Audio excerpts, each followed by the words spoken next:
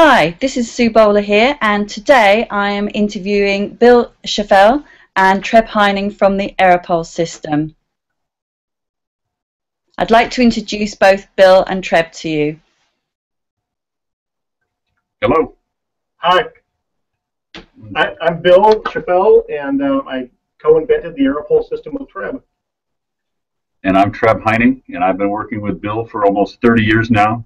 I've been in the business for about 45, and we both have contributed quite a few things to the balloon industry. That's great. I would like to ask you a few questions this afternoon, and I think probably the best one to start with really is to ask you, how did the AeroPole system come about? How did you come up with the invention? Well, I was working on another project for an event where we were using all fabric, and we needed a support system for the fabric. I was working on it in the shop back here developing it because it was new to me also. And Treb came in and asked me about it, and he took it from there. He was wondering if we could use it for the balloon industry. Yeah, it was at a time when helium prices, a couple of years ago, when helium prices were spiking.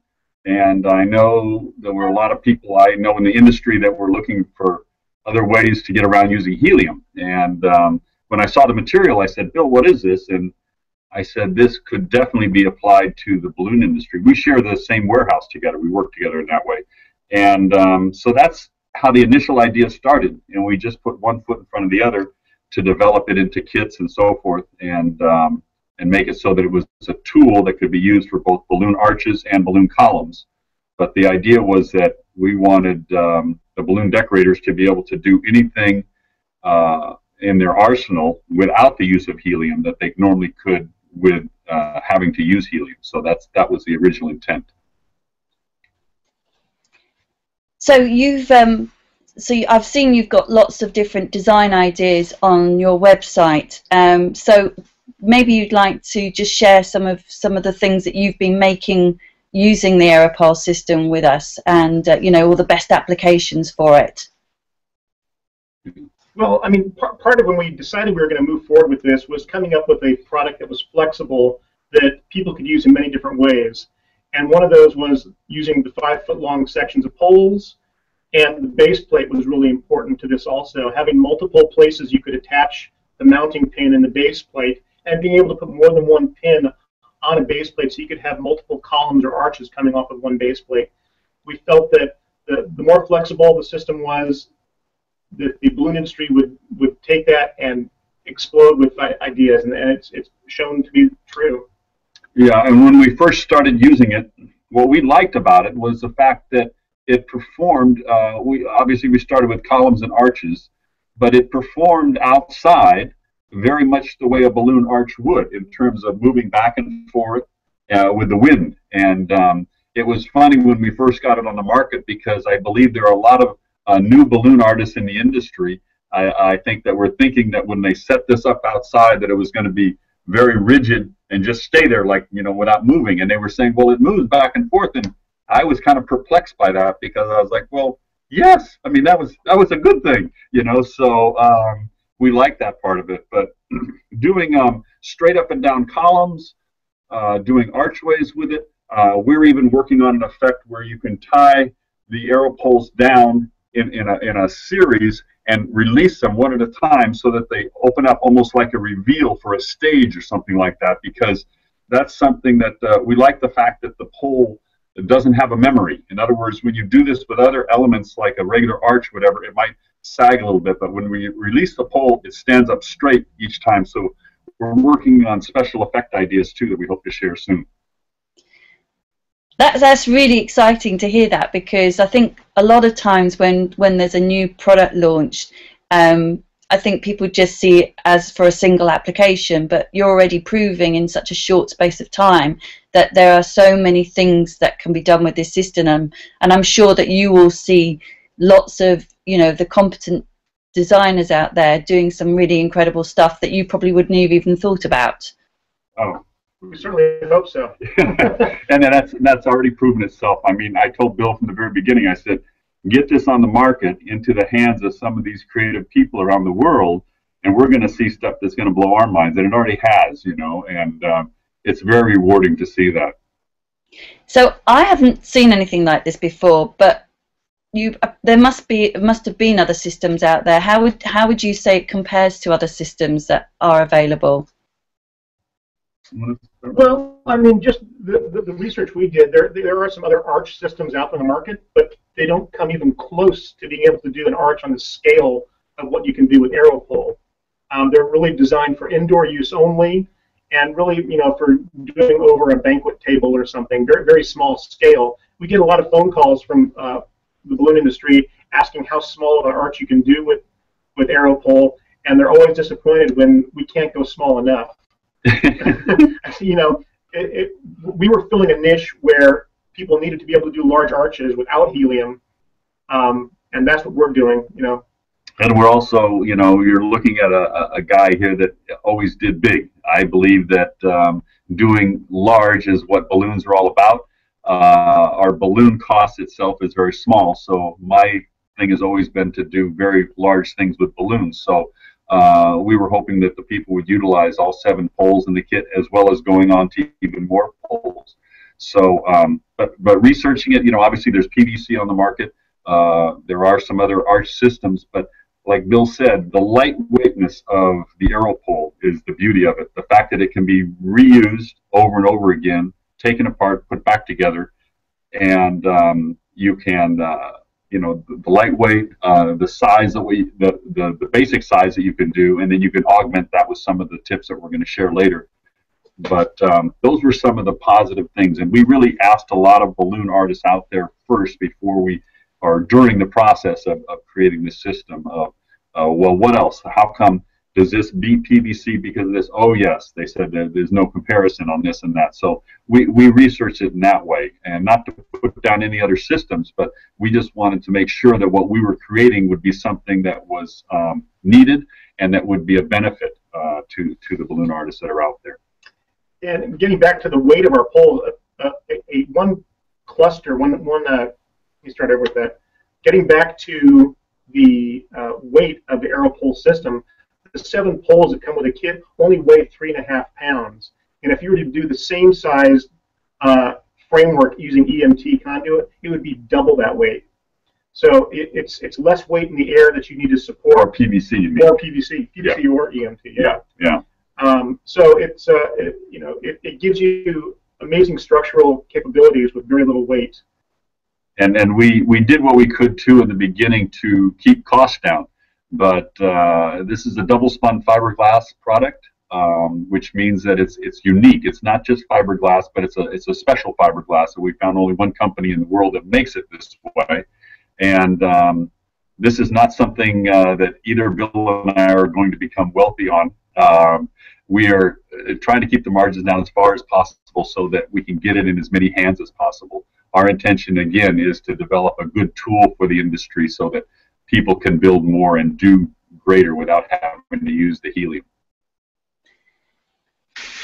That's wonderful. And I see you've got a great website, and on the website you've got some really good clips on how to set the system up. But maybe whilst I've got you here, you could give us some additional tips on how to set the system up, please.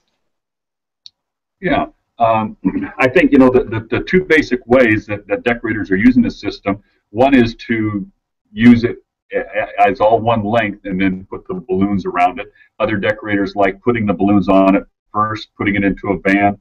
When they get to the site, then they can pull it out, put the system together, and then fill in the spaces. And we demonstrate that on the website. But some of the tips are, when you're using it outdoors especially, is to tape the sections once they're slotted together, and that's just to prevent as the wind is blowing from the poles pulling apart, and because when a pole does pull apart and doesn't become completely unengaged, that's when it can wear and possibly crack one of the ends. So that's why the taping is so important. Anything else you want to add on that? No, outdoor use, the base plates, they are very heavy. They're close to 30 pounds a piece. But for outdoor use, we recommend doubling them up just because you never know how strong the wind is.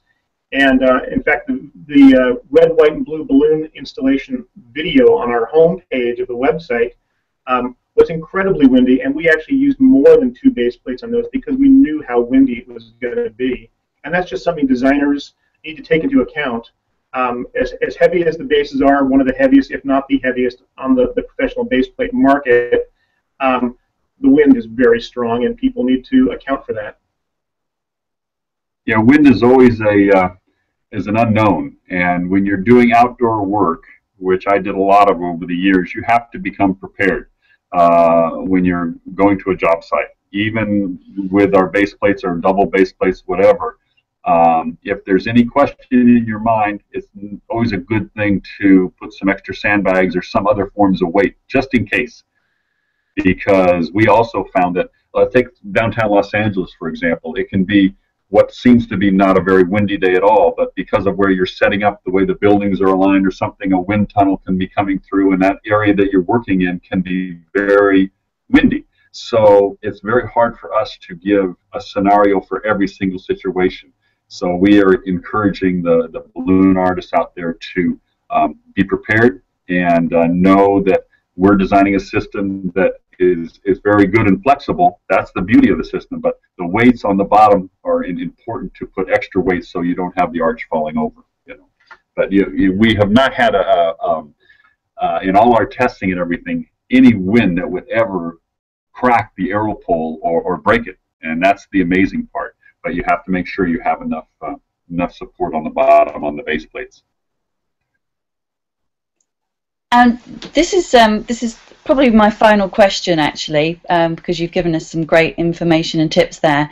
But the AeroPole system's been on the market for a little while now, and obviously you've seen lots of exciting projects, and you've probably had some great feedback. What would you say that you've learned about your system since it's been on the market? Well, that's you're right. It's been almost 2 years now on the market, and we have learned a lot of things, and we've updated the website because of that. One of the things that we learned is that when you're making an arch, a lot of times it's a little bit slanted like this at the bottom. So when you're going to remove the poles after a job, or even when you're putting them on for a job, you have to make sure that you're pulling on the arch and putting the base or the pole down straight on the pin. Otherwise, there's a chance that you can crack that bottom pole that goes along the pin. Same way when you remove it. Pull the arch over and then lift up carefully so that you're not pulling and cracking that that starter pole, whatever, at the bottom. So we've learned some things about that to educate the people.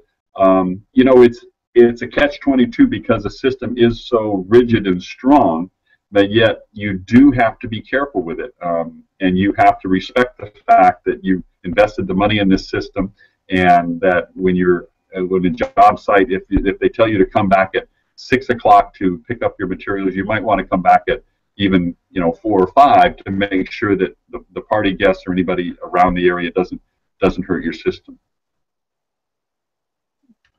That covers it. What else that we've learned? With the hundreds and hundreds of systems that are out there, Sue, we're very happy when we get the reports back that are glowing about our system, and it always hurts us very much when we hear people having any kind of problem with a cracked pole or anything like that. And we encourage people to contact us on the website, contact their Pioneer rep. All of those inquiries, all of those comments come back to us. We take each one personally. We spend time on the phones daily here in our California office talking to decorators locally here. We don't want people to think that we're just putting a system out there and we don't care. I am a longtime decorator, and I want people to be happy with the system, and I want it to work for them because we very much believe in it. So everything that they can share with us is very, very helpful. So we appreciate that. No, that's absolutely fantastic. I personally think it's a really wonderful system, and I've really enjoyed talking to you today because I think that we've really covered some great points here, and just actually meeting both of you as well, I think is great. And so I'm looking forward to hopefully having some more conversations with you in the future. But I'd just like to thank you both for your time today. Thank you very much, Bill. Thank you very much, Treb. You're welcome. And I look forward to seeing you.